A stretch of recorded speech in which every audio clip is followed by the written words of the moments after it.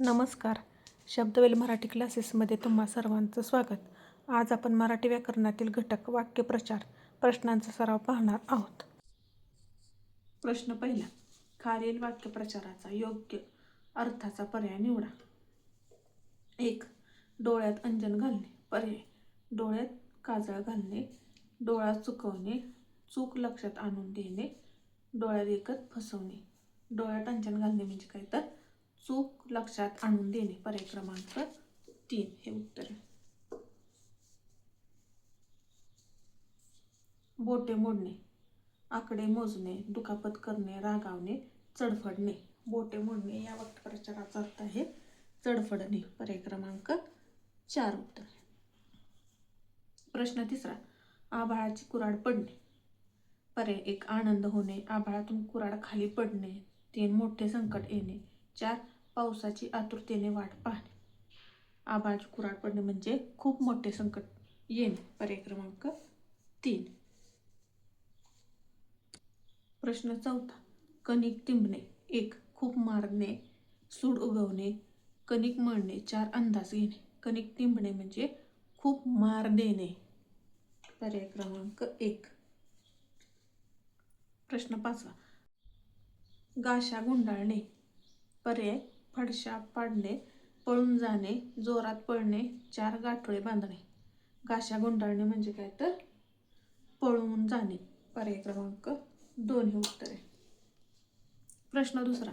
खालील वाक्य अर्थपूर्ण होण्यासाठी रिकाम्या जागी कोणत्या वाक्यप्रचाराचा वापर कराल?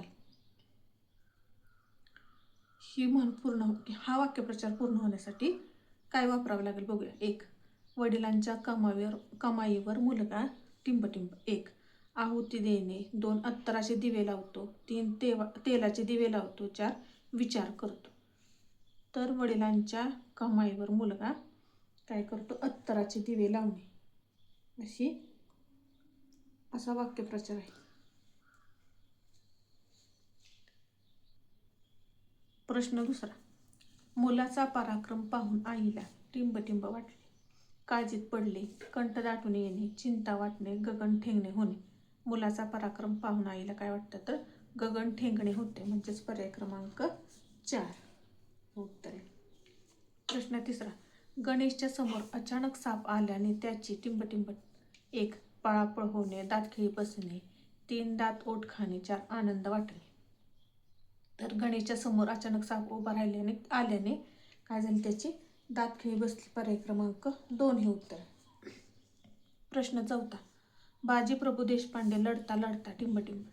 काय झाले? दुम ठोकणे, दारातीर्थी पडणे, धुळीस मिळणे, दहावे दणाने. तर बाजीप्रभू लढता लढता दारातीर्थी पडले. पर्याय क्रमांक 2 हे उत्तर आहे. चिंच पाहताच मुलांच्या तोंडाला टिंबटिंब. काय होतं? फेस येणे, पाणी चढणे, पाणी सुटणे, पाणी पळणे. तर काय होतं?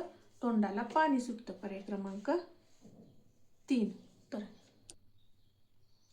प्रश्न 6. शिवरायाने अफजल खानाला टिंबटिंब काय केले? पाणी पाजले, पान उतारा करणे, हवालदिल होणे, शपथ घेणे. शिवरायाने अफजल खानाला काय केले? पाणी पाजले म्हणजेच काय केलं? त्याचा मृत्यू केला किंवा मारून टाकला. प्रश्न 7. शिवराय आग्र्यावरून पळाले हे ऐकून औरंगजेब टिंबटिंब. 1. तरबेज असणे, दात ओठ खाणे, हवालदिल असणे, शपथ घेणे. शिवराय आग्र्याहून पळाले हे ऐकून औरंगजेबाला काय झालं तर तो हवालदिल झाला म्हणजे घाबरा झाला. पर्याय क्रमांक 3 हे उत्तर. प्रश्न 8. शेतकरी दरवर्षी शेतात टिंबटिंब तेव्हा कुठे चांगले पीक येते? 1. नजर ठेवणे, 2. पाणी पाजणे, 3. घाम जिरवणे, 4. पेरणी करणे. शेतकरी दरवर्षी शेतात घाम जिरवतात तेव्हा कुठे चांगले पीक येते?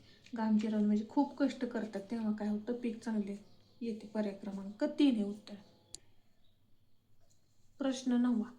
स्कॉलरशिप मिळवण्यासाठी विद्यार्थी टिंबटिंब होऊन अभ्यास करतात. 1. पर्याय: जेवण पाणी, 2. काबाड कष्ट करणे, 3. तहानभूक हरपणे, 4. धडपड करणे. स्कॉलरशिप मिळवण्यासाठी विद्यार्थी तहान भूक हरपून काय करतात, अभ्यास करतात. पर्याय क्रमांक 3 हे उत्तर आहे. प्रश्न 10. परीक्षेमध्ये प्रथम क्रमांक प्राप्त केलेल्या अभिनयचे सर्वांनी टिंबटिंब केले. काय केले? 1. पाठ दाखवणे, 2. पाठ राखणे, 3. पाठ थोपाटणे, 4. पाठ पुरवणे. काय केली तर पाठ थोपाटले. पर्याय क्रमांक 3 हे उत्तर आहे. आजचा हा व्हिडिओ तुम्हाला कसा वाटला? आवडला असल्यास लाईक, शेअर, सबस्क्राईब करा. धन्यवाद.